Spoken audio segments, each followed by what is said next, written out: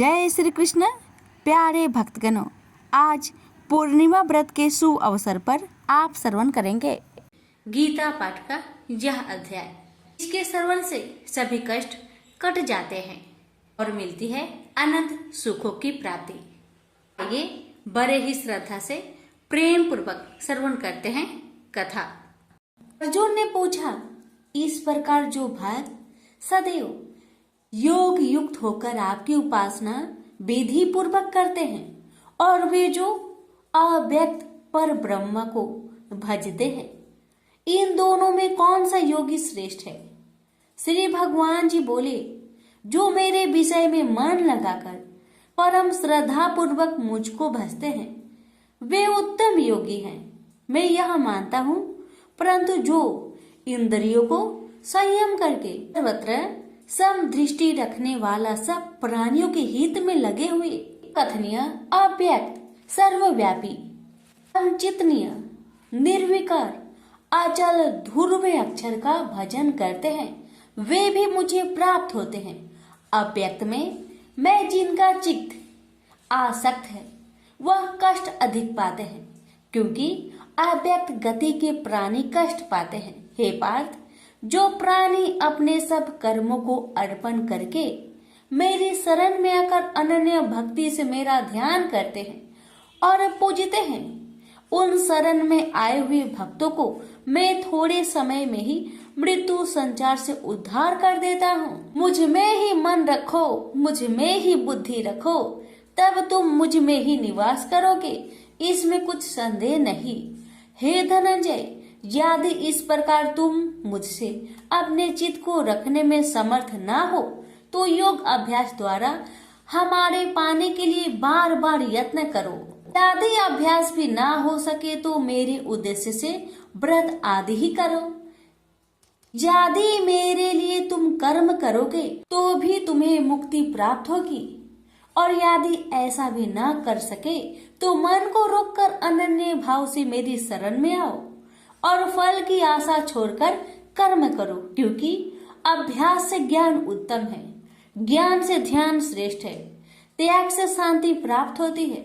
जो किसी से द्वेष नहीं करता सबका मित्र है, दयाधारी है, ममता और अहंकार जिसमें नहीं है, सुख दुख को जो समान जानता है, क्षमावान है, संतोषी है, स्थिर चित्त से इंद्रियों को बस में रखता है, दृढ़ निश्चयवान है, मुझ में अपने मन और बुद्धि को लगाए हुए है, ऐसा मेरा भक्त मुझे प्रिय है, जिसे न लोगों का भय है न लोगों से डरता है। ऐसा जो हर्ष ईर्ष्या दुष्टों के भय और विषाद से रहित है, वह मेरा प्रिय है।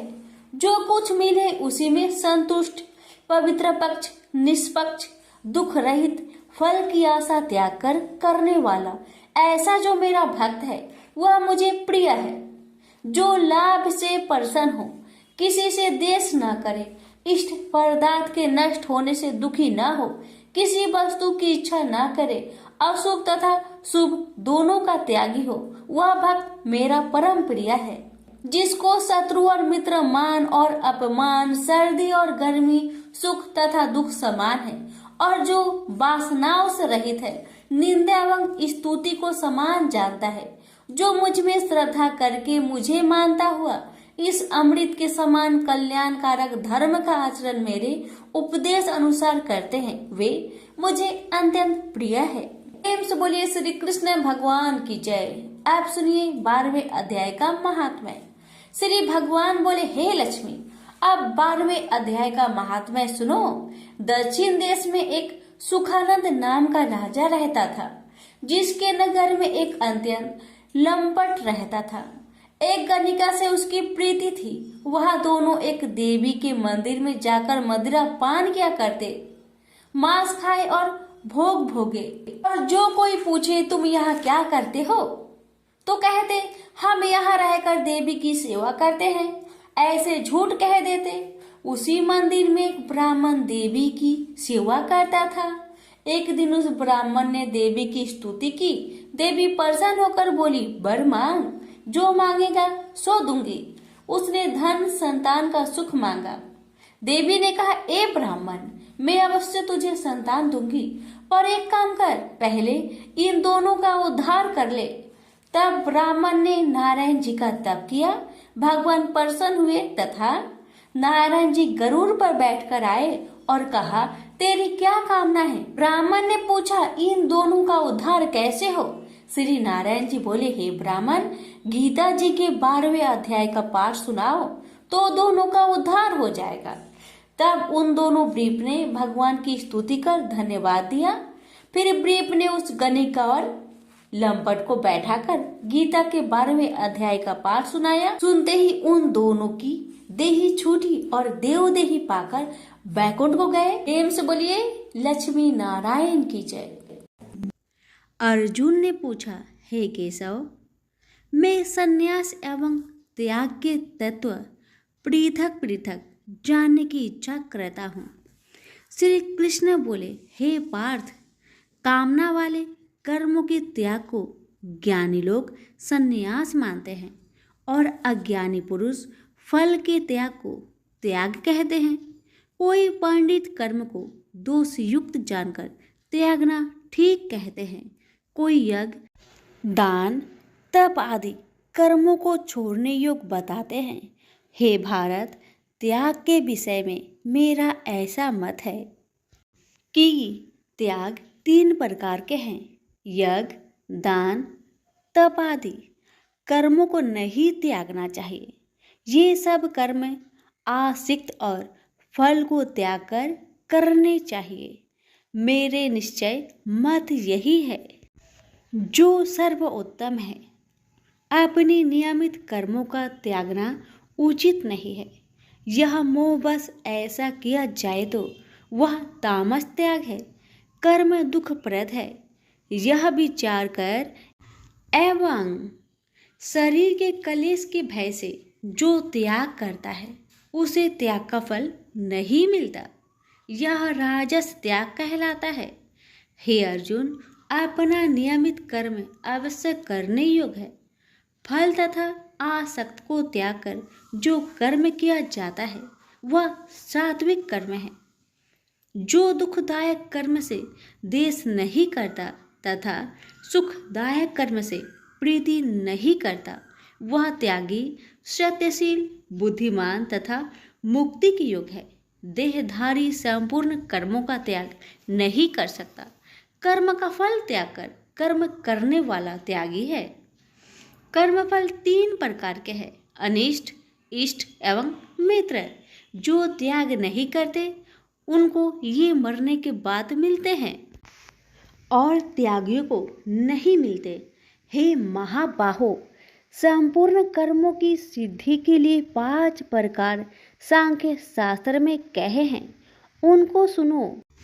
शरीर कर्ता, साधन, पृथक पृथक चेष्टाएं और देव शरीर, वाणी एवं मन से जो भला बुरा कार्य किया जाता है उसके ये 5 कारण हैं। वह दुर्मति कुछ नहीं जानता जिसको यह अहंकार नहीं है कि मैं करता हूँ, और जिसकी बुद्धि कर्मों में लिप्त नहीं है वह मनुष्य प्राणियों को मारकर भी उनको नहीं मारता और उनमें नहीं बंधता। ज्ञान, गृह और ज्ञाता ये 3 ही कर्मों के प्रेरक है। कारण, कर्म और कर्ता ये 3 कर्म के साधन हैं।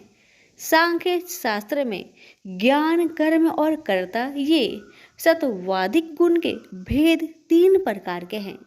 इनको भी सुनो। जब भिन्न भिन्न प्राणियों में एक अविनाशी अभिभक्त सत्ता जो दिखता है वह ज्ञान सात्विक कहलाता है। जिस ज्ञान से प्राणियों में नाना प्रकार की सत्ता दिखाई देती है उसको राजस ज्ञान जानो। ऐसा ज्ञान जिसके बिना कारण और सर्वार्थ के जाने एक ही कार्य में लगा रहे वह अल्प और तामस है। फल की इच्छा ना करके जो नित्य कर्म संग देश को त्याग कर किया जाता है, जो फल की इच्छा एवं अहंकार से बड़े यत्न से किया जाता है वह राजस कर्म है। जो कर्म परिमाण धन का खर्च दूसरे की पीड़ा और अपना पुरुषार्थ न जानकर मोहबस किया जाता है वह तामस कर्म कहलाता है। संग से रहित अहंकार, धैर्य और उत्साह युक्त सिद्ध व असिद्धि में समान रहता है वह सात्विक कर्म कहलाता है। गुण की तरह बुद्धि और धर्म के इनके भी 3 भेद है सुनो। जो बुद्धि पर वृत्ति, निवृत्ति, कर्तव्य, अकर्तव्य, भय, अभय और बंधन मोक्ष को जानता है वह सात्विकी है। हे पार्थ, जिससे धर्म अधर्म और कर्तव्य अकर्तव्य का ठीक निश्चय नहीं होता वह राजसी है। जिस अज्ञान से ढकी बुद्धि करके मनुष्य अधर्म को धर्म मानता है वह तामसी है। जो कथा प्रसंग से फल की इच्छा करता है, जो धर्म अर्थ काम को धारण करता है वह राजसी वृत्ति है। जो मूर्ख, निंद्रा, भय, शोक, विषाद एवं मद को नहीं त्यागता वह तामसी वृत्ति है। अब तीनों प्रकार के सुखों को सुनो। जिसका योगाभ्यास में चित रहता है उसके दुख का अंत हो जाता है। सुख सात्विक है, आरंभ में विष के समान और अंत में अमृत के तुल्य होता है। सुख आरंभ में अमृत तुल्य, अंत में विष के तुल्य विषयों और इंद्रियों के संयोग से होता है। उसे राजसी सुख कहते हैं। जो सुख आदि और अंत दोनों में मनुष्य को मोह में फंसाता है और जो आलस्य तथा प्रमोद से उत्पन्न होता है वह तामस सुख है। सम, दम, तप, पवित्रता, क्षमा, नम्रता, ज्ञान, अनुभव और परलोक में श्रद्धा ये ब्राह्मणों के स्वाभाविक सिद्ध कर्म है। बहादुरी, तेजस्विता, धैर्य, चतुराई, युद्ध, स्थिरता, उदारता और प्रभुता ये क्षत्रिय के स्वाभाविक कर्म हैं। खेती, गोरक्षा स्वाभाविक कर्म हैं। जो लोग अपने अपने गुणों और प्रवृत्तियों के अनुसार कर्म करते हैं उनको सिद्धि प्राप्त होती है और जिसने सब जगत का विस्तार किया है उस ईश्वर को अपने कार्य के द्वारा आराधना करके मनुष्य सिद्धि को पाता है। दूसरे उत्तम कर्म से अपना निज कर्म ही श्रेष्ठ है। सर्वत्र आसक्त को छोड़ने वाला आत्मा, जीतने वाला इच्छा रहित मनुष्य संन्यास के द्वारा सर्व कर्म निवृत्ति रूप परम सिद्धि को पाता है। वह फिर कैसे ब्रह्म को प्राप्त होता है? सो मुझसे सुनो, यही इस ज्ञान की परानिष्ठा है। शुद्ध बुद्धि से युक्त होकर धृति द्वारा इस मन को बस में लगाकर शब्द आदि विषयों को छोड़कर राग देश से रहित होकर एकांत में रहने वाला, मिताहारी, वाणी और मन को जीतने वाला, नित्य ध्यान युक्त और वैराग्य, अहंकार, बल, घमंड, काम, क्रोध तथा परिग्रह छोड़कर ममताहीन और शांत मनुष्य ब्रह्म भाव के योग होता है।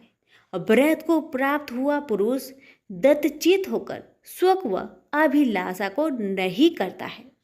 जीवन मात्र में समदर्शी होकर मुझ में परम भक्ति पाता है।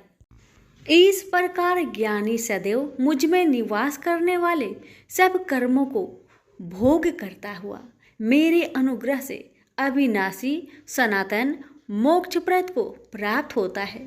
तत्पश्चात तत्व से मुझे जानकर फिर मन मुझ में ही प्रवेश करता है।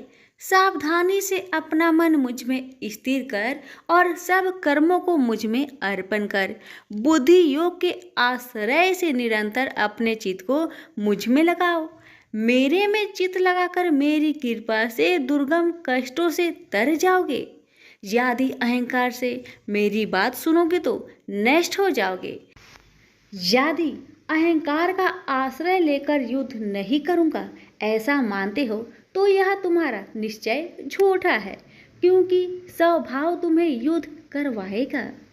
हे कौतन्य, जिस कर्म को तू अब मोह से करना चाहता है उसे अपने स्वाभाविक कर्म से बंधा हुआ बेबस होकर करेगा। हे अर्जुन, जीवों के हृदय में स्थिर ईश्वर उनको माया से भ्रमा रहा है, मानो सब यंत्र पर चढ़े हैं। हे भारत, सब भावों में उसी की कृपा से परम शांति एवं मुक्ति को पाओगे।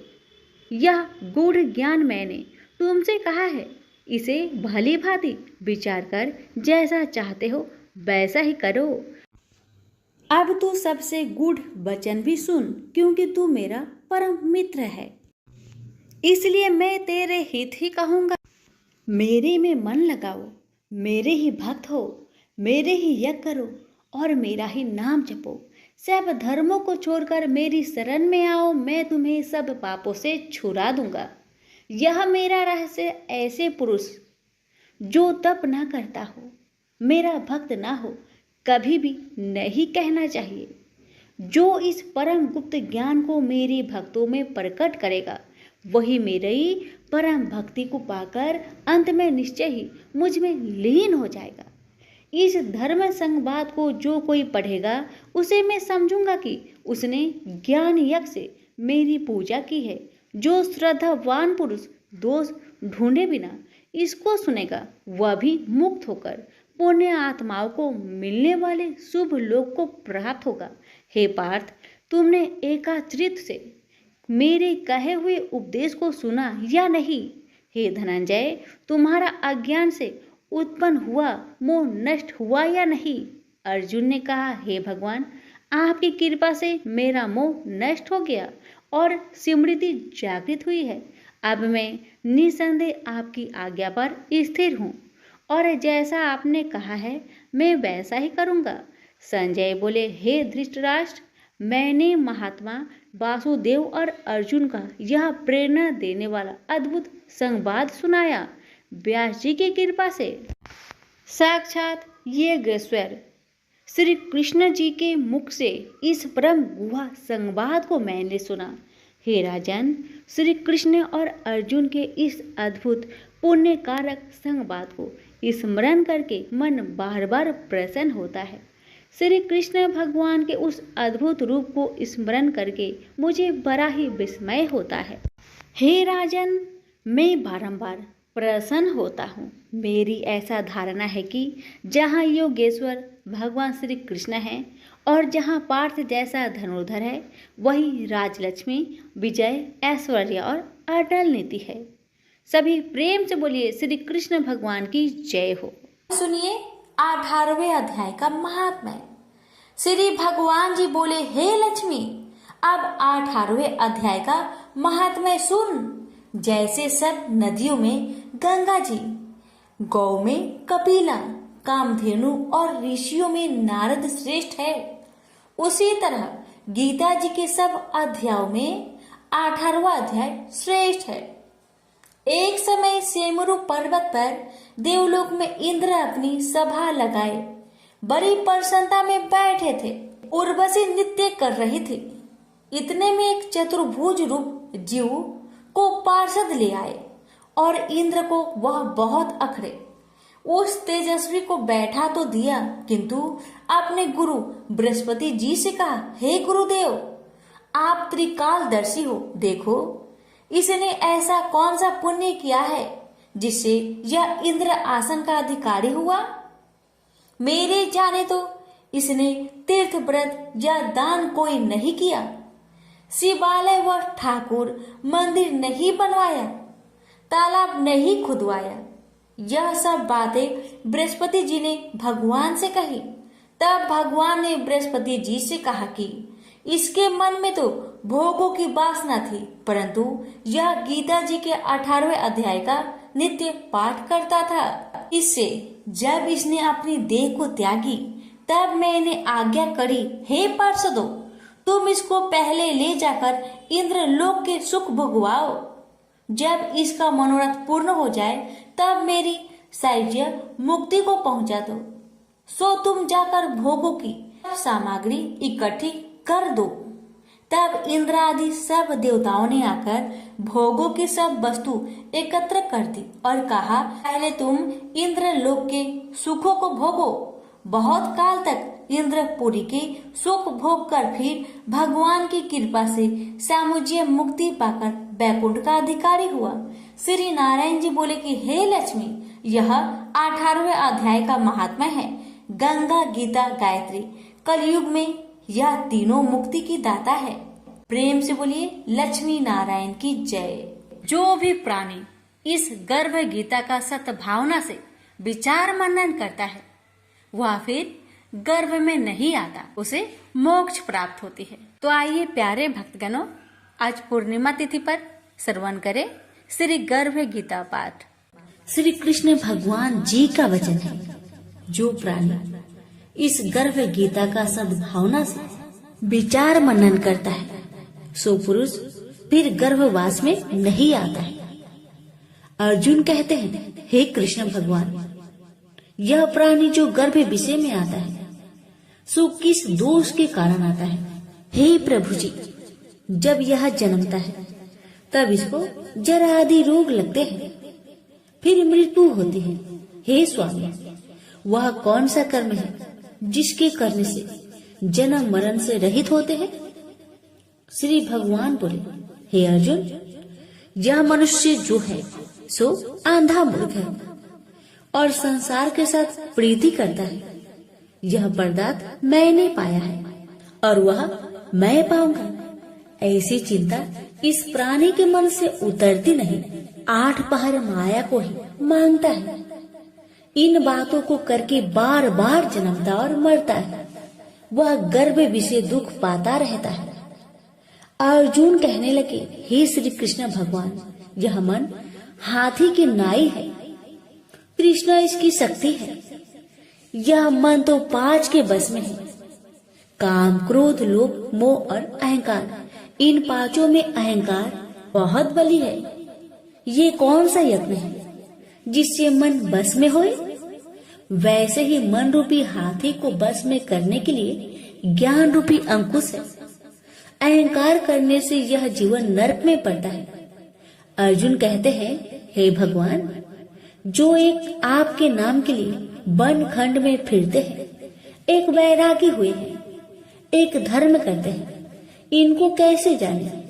जो वैष्णव है वो कौन है? श्री भगवान कहते हैं, हे अर्जुन, मेरे ही नाम के लिए वनों में फिरते हैं, वह सन्यासी कहते हैं।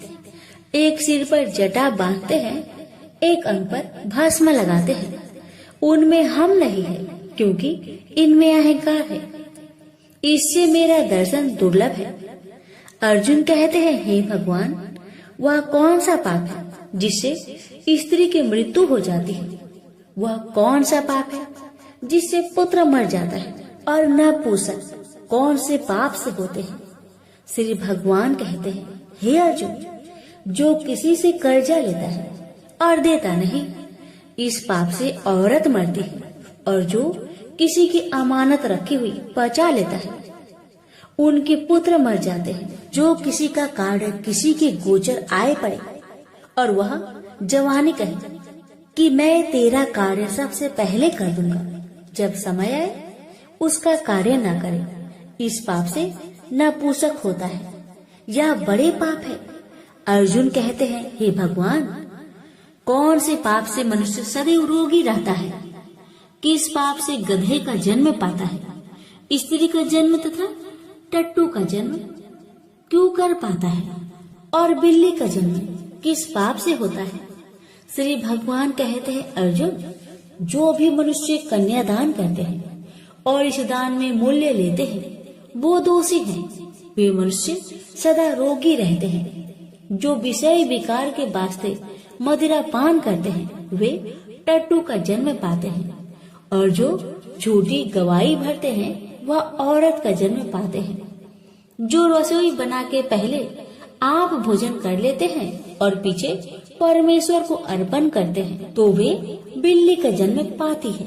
और जो मनुष्य अपनी झूठी वस्तु दान करते हैं, औरत का जन्म पाते हैं, वह गुलाम औरतें होती हैं।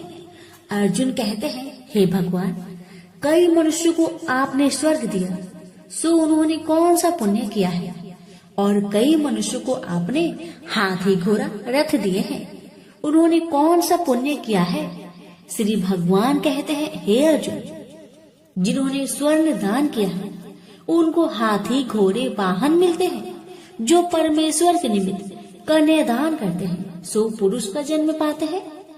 अर्जुन कहते हैं, हे भगवान, जिन पुरुषों के अंदर विचलित शरीर है उन्होंने कौन सा पुण्य किया है?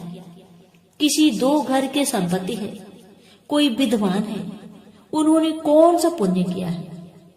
श्री भगवान कहते हैं, हे अर्जुन, जिन्होंने अन्न दान किया है उनका सुंदर स्वरूप है। जिन्होंने विद्या दान किया है वह विद्यावान होते हैं। जिन्होंने संतों की सेवा की है वह पुत्रवान होते हैं। अर्जुन कहते हैं, हे भगवान, किसी को धन से प्रीति है, कोई स्त्रियों से प्रीति करते हैं, इसका क्या कारण है? समझाकर कहिए। श्री भगवान कहते हैं, हे अर्जुन, धन और स्त्री सब नाश रूप है, मेरी भक्ति का नाश नहीं है।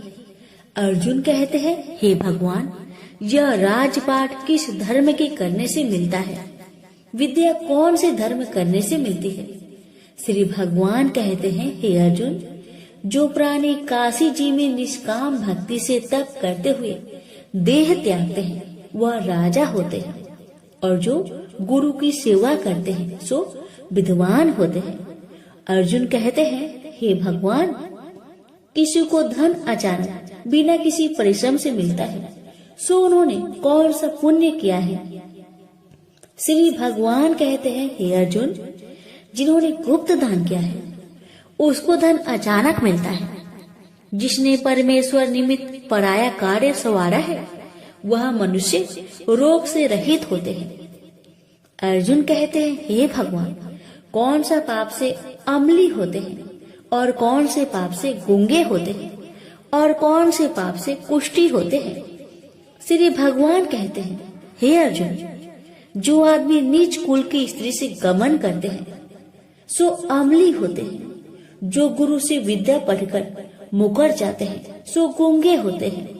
जिन्होंने गौ घात किया है वे कुष्ठी होते हैं। अर्जुन कहते हैं, भगवान, जिस किसी पुरुष के देह में रक्त का विकार होता है वह किस पाप से होता है? और कोई दरिद्र होते हैं, किसी को खरक वायु होती है, और कोई अंधे होते हैं तो कोई पंगुल होते हैं, सो कौन से पाप से रहित होते हैं? और कई स्त्रियां बाल विधवा होती है तो यह किस पाप से होती है? श्री भगवान कहते हैं, हे अर्जुन, तो सदा क्रोधवान रहते हैं उन्हें रक्त विकार होता है। जो मलिन रहते हैं वह सदा दरिद्री होते हैं। जो कुकर्मी ब्राह्मण को दान देते हैं उनकी खरक वायु होती है। जो पराई स्त्री को नंगी देखते हैं, गुरु की पत्नी को कुदृष्टि करते हैं सो अंधे होते हैं। जिसने गुरु और ब्राह्मण को लात मारी है सो लंगड़ा व पंगुल होता है। जो औरत अपने पति को छोड़कर पराये पुरुष से संग करती है सो वह बाल विधवा होती है। अर्जुन कहते हैं, हे भगवान, आप पर ब्रह्मा हो, आपको नमस्कार है। आगे मैं आपको संबंधी जानता था, परंतु अब मैं ईश्वर रूप में जानता हूँ। हे पर ब्रह्मा, गुरु दीक्षा कैसी होती है सो कृपा करके मुझसे कहिए। श्री भगवान कहते हैं, हे अर्जुन, तुम धन्य हो, तुम्हारे माता पिता भी धन्य हैं, जिनके तुम ऐसे पुत्र हो। हे अर्जुन, सारे संसार का गुरु जगन्नाथ, विद्या का गुरु काशी, चारों वर्णों का गुरु सन्यासी है। सन्यासी उसको कहते हैं जिन्हें सबका त्याग करके मेरे प्रति मन लगाया है, सो ब्राह्मण जगत गुरु है। हे अर्जुन, यह बात ध्यान देकर सुनने की है। गुरु कैसा करे? जिसने सब इंद्रियां जीती हो, जिसको सब संसार ईश्वर में नजर आता हो और सब जगत से उदास हो। ऐसा गुरु करे जो परमेश्वर को जानने वाला हो और उस गुरु की पूजा सब तरह से करे। हे अर्जुन, जो गुरु काम भक्त होता है और जो प्राणी गुरु की पूजा सब तरह से करे, हे अर्जुन, सो गुरु का भक्त होता है। और जो प्राणी गुरु की पूजा सब तरह से करे, हे अर्जुन, जो गुरु का भक्त होता है और जो प्राणी गुरु के सम्मुख होकर भजन करते हैं उसका भजन करना सफल है।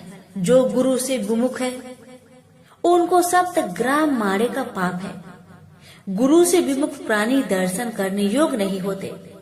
जो गृहस्थी संसार में गुरु के बिना है, चंडाल के समान है।